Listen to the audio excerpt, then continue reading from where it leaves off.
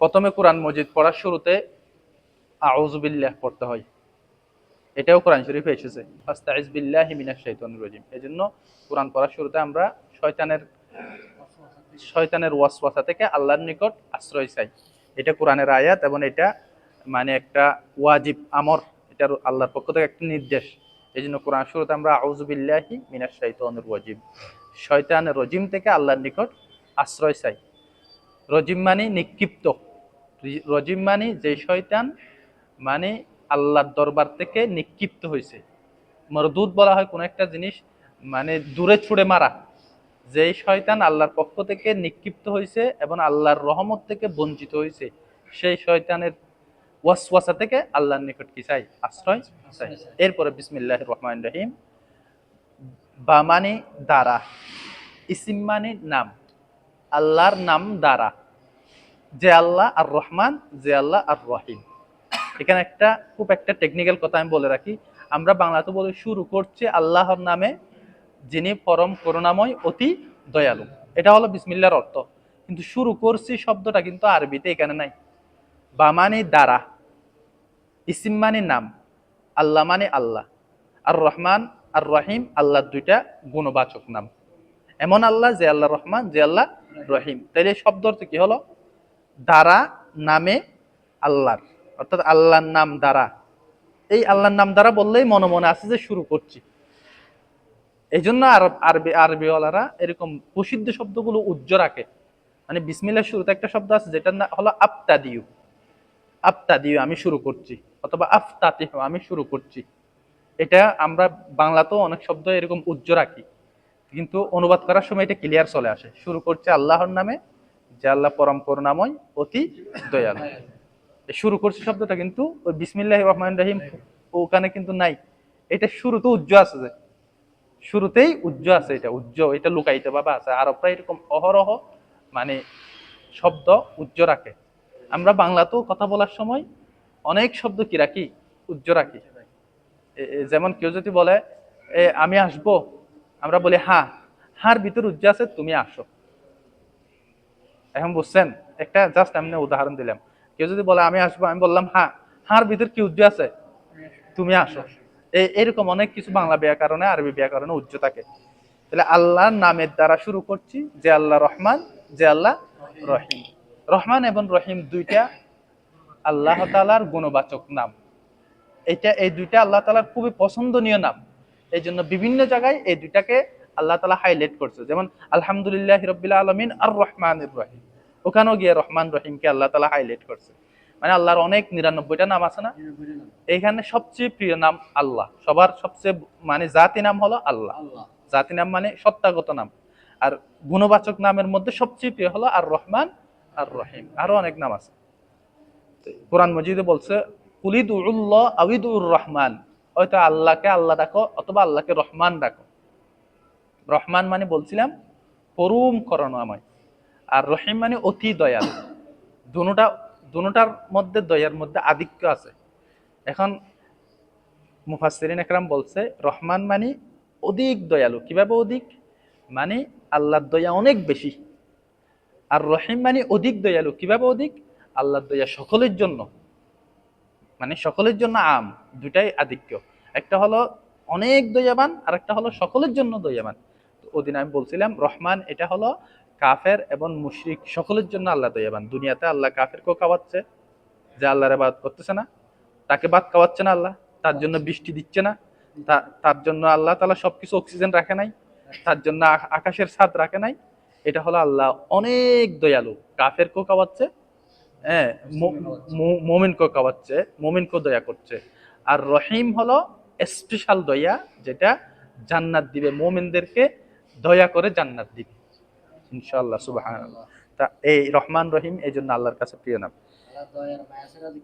কেউ জান্নাতে যেতে পারবে না। আমাদের নামাজ দোয়া দিয়ে যদি পুঙ্খানুপুঙ্খ হিসাব নেই, আমরা কেউ জান্নাতে যেতে পারবো না। আল্লাহ তাআলা দয়া করে জান্নাতে দিবে। এরকম একটা লম্বা ঘটনা আছে, আমি ওদিকে যাচ্ছি না। তোমাকে আমি হাত দিছি, তোমাকে আমি দিল দিছি, তোমাকে আমি দেমাগ দিছি, তোমাকে দুনিয়াতে ঝর্ণা দিছি, তুমি খাওয়ার জন্য ফল দিছি, এগুলোর সব বিনিময় দাও, তারপরে তোমার আমলনামা মাফা হবে। এগুলো সব বিনিময় দিলে তারপরে তোমার কি আমলনামা বাবা হবে। এখন সে এমন ভাবে চিৎকার করতেছে, আল্লাহ আমার উপর দয়া করে কি দেন, আমাকে জান্নাত দেন। সুবহানাল্লাহ। এই হ্যাঁ, সিজদায় পড়ে গেছে। তা আল্লাহ তাআলা এরপরে ওকে দয়া করে কি জান্নাত দিয়েছে। তো এই জন্য আল্লাহর দয়া ছাড়া কেউ কি জান্নাতে যেতে পারবে। তবে দয়াটা কার জন্য করবে? এখানে আপনার প্রশ্ন আসবে, তাইলে দয়াই যদি জান্নাতে যেতে হয়, দুনিয়াতে আমরা কোনো মতে নামাজ পড়লে বললাম না বললে নাই। দয়াই যদি জান্নাতে যেতে হয়, দুনিয়াতে নামাজ পড়লে বললাম না বললে নাই। আল্লাহ দয়াটা কার জন্য করবে?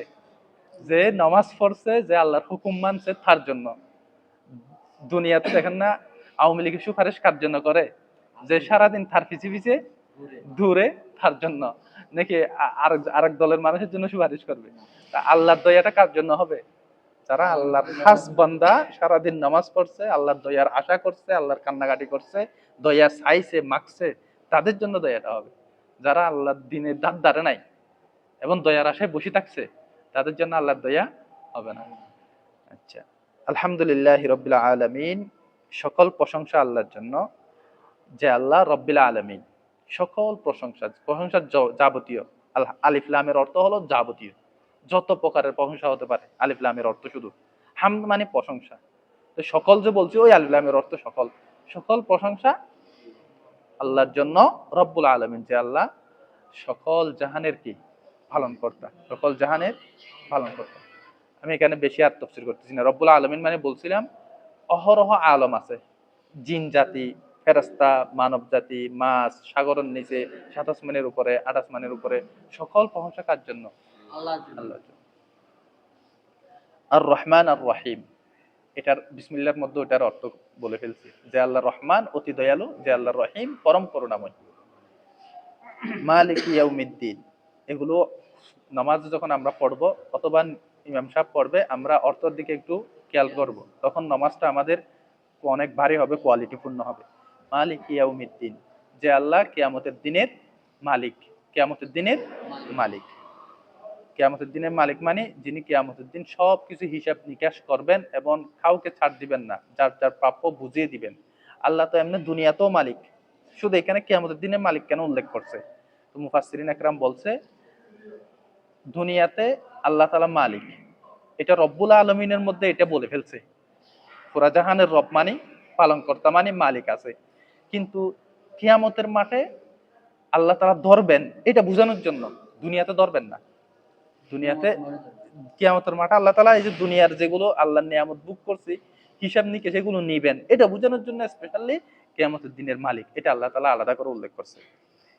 ইয়াকা না'বুদু ওয়া ইয়াকা নাস্তাঈন, একমাত্র আমরা আপনারই ইবাদত করি এবং একমাত্র আমরা আপনার নিকটেই সাহায্য চাই। না'বুদু ইবাদত করি, নাস্তাঈনু সাহায্য চাই। এখানে অনেক কথা আছে, তারপরেও এতটুকু বলি, এই তিনটা উপরের তিনটা আয়াত বলে আল্লাহ তাআলা নিজের পরিচয় দিল, এবং শেষের আয়াতগুলোতে আল্লাহ তাআলা বান্দাদের করণীয় বর্ণনা করে দিল। যেহেতু রব আমি, যেহেতু আমি করুণাময়, যেহেতু আমি কিয়ামতের দিনের মালিক, তাহলে তোমরা ইবাদত করো একমাত্র কার? আল্লাহর। ইয়াকা না'বুদু, বান্দাদেরকে শিক্ষা দিচ্ছে যে এভাবেই বলো যে একমাত্র আপনারই ইবাদত করি। ওয়া ইয়াকা নাস্তাঈন, একমাত্র আপনার কাছেই কি চাই? সাহায্য চাই। ইহদিনাস সিরাতাল মুস্তাকিম, আমাদেরকে আপনি সঠিক পথ দেখান। এখানে 2-1 মিনিট কথা বলবো, এরপরে শেষ আজকের আলোচনা। ইহদিনা আস-সিরাতাল মুস্তাকিম, ইহদিনা মানে পথ দেখানো। মুফাসসিরিন একরাম এখানে দুইটা অর্থ করছে। আপনি ডাকা যাবেন, আপনি ডাকা যাবেন, আমার কাছে জিজ্ঞেস করতেছেন আমাকে একটু পথ দেখান, আমি আপনাকে ডাকার পথ গুগল ম্যাপ থেকে দেখাই দিলাম, এটা এটা এটা ডাকার পথ। অথবা বলে দিলাম এখান থেকে গাড়ি নাও, চট্টগ্রাম যাবে, চট্টগ্রাম থেকে এভাবে এভাবে এভাবে ঢাকা যাবে। একটা একটা পথ দেখানো দেওয়া। আর একটা হলো আমি আপনাকে সাথে নিয়ে ধরে ধরে একেবারে ঢাকা পর্যন্ত পৌঁছাই দেওয়া। পথ দেখানো দু ধরনের হয়, একটা হলো শুধু পথটা দেখাই দেওয়া, আর একটা হলো একেবারে গন্তব্যস্থানে কি পৌঁছাই দেওয়া। তো এই দুইটা অর্থ, একটা হলো হেদায়েতের একটা অর্থ হলো এরাতুত তরিক, রাস্তা দেখানো, আর একটা ইসালিয়াল মতলুব, একেবারে গন্তব্য পর্যন্ত পৌঁছাই দেওয়া। তো এই দুটো অর্থ কোরআনে বিভিন্ন জায়গায় আল্লাহ তাআলা ব্যবহার করছে, বিভিন্ন আয়াতে। যে আমি কওমে হুদকে আমি পথ দেখাইছিলাম, তারা পরপথ ভ্রষ্ট হয়ে গেছে। তারা মানে পথটা দেখাই দিছি, যে আপনাকে ঢাকার পথ দেখাই দিছি, আপনি যাওয়ার পথে আবার কি হয়ে গেছেন, পথভ্রষ্ট হয়ে গেছেন। আবার অনেক সময় আল্লাহ তাআলা বলছে আমি পথ দেখাইছি, এটা একেবারে গন্তব্য পর্যন্ত পৌঁছাই দিছি, তারা আর পথভ্রষ্ট হয় নাই। এই জন্য হেদায়েতের এখানে আমাদেরকে খেয়াল করতে হবে, হে আল্লাহ আমাকে এমন পথ দেখান যেটা আমি গন্তব্য পর্যন্ত পৌঁছতে পারি, সেই পথ দেখান, অর্থাৎ আমাকে গন্তব্য পর্যন্ত পৌঁছাই দেন। সিরিফ হেদায়েতের পথটা দেখাই দিয়েছে কৌমে, বিভিন্ন কৌমকে আল্লাহ বলছিল যে আমি ফাহাদাইনা ফাস্তাহাব্বুল আমা, আমি কৌমে হুদকে আমি হেদায়েত দিছিলাম, তারা আবার পথভ্রষ্ট হয়ে গেছে। মানে পথ দেখাই দিছিলাম কিন্তু তারা পথটা শেষ পর্যন্ত কি ধরতে হারে নাই, তারা বিভিন্নভাবে আবার মিসগাইডেড হয়ে গেছে। এই জন্য মনে মনে ইহদিনা বলার সময় বলতে হবে যে আল্লাহ আপনি আমাদেরকে এমন পথ দেখান যে যে পথ আমাকে গন্তব্য পর্যন্ত কি নিয়ে যায়, অর্থাৎ গন্তব্য পর্যন্ত পৌঁছন পর্যন্ত আপনি আমাকে হেদায়েতটা কি বহাল রাখেন। এবং মুহাসসিন একরাম এখানে ইহদিনাস সিরাতাল মুস্তাকিম প্রতিদিন কোরআনে রাখছে, এই জন্য মানে একবারই যদি জীবনে বলতাম ইহদিনাস সিরাতাল মুস্তাকিম, তাইলে একবারেই পথ দেখাইলে আমি পৌঁছতে পারবেন না। যদি প্রতিদিন বলি তার মানে আমাকে প্রতিদিন পথ দেখান, যাতে আমি মাঝখানে আবার কি না হয়ে যাই, পথভ্রষ্ট না হয়ে যাই। প্রতিদিন এই দোয়াটা দিছে, সূরা ফাতিহাতে বারবার দিছে, মানে প্রতিদিন যেন আমি কি করতে পারি, আল্লাহর কাছে হেদায়েত চেয়ে নিতে পারি। আমি এখান থেকে রওনা দিলাম, চট্টগ্রাম পর্যন্ত গেলাম, এরপর আবার বললাম ইহদিনাস সিরাতাল মুস্তাকিম, আবার কতটুকু গেলাম, আবার বললাম নোয়াখালী পর্যন্ত, আবার বললাম ইহদিনাস সিরাতাল মুস্তাকিম, আরো কতটুকু গেলাম ফেনী পর্যন্ত, আবার বললাম ইহদিনাস সিরাতাল মুস্তাকিম। এটা যদি বলতে থাকি মৃত্যু পর্যন্ত, তাহলে আমাকে মাঝখানে মিসগাইড হওয়ার সম্ভাবনা থাকে না। সিরাতাল লাযিনা আন'আমতা আলাইহিম, এমন মানুষের পথ যাদেরকে আপনি নিয়ামত দিয়েছেন, এমন মানুষের পথ যাদেরকে আপনি নিয়ামত দিয়েছেন। এদের পথ মানে বলছিলাম নবীদের পথ, শহীদদের পথ এবং সালেহিনদের পথ এবং সিদ্দিকিনদের পথ।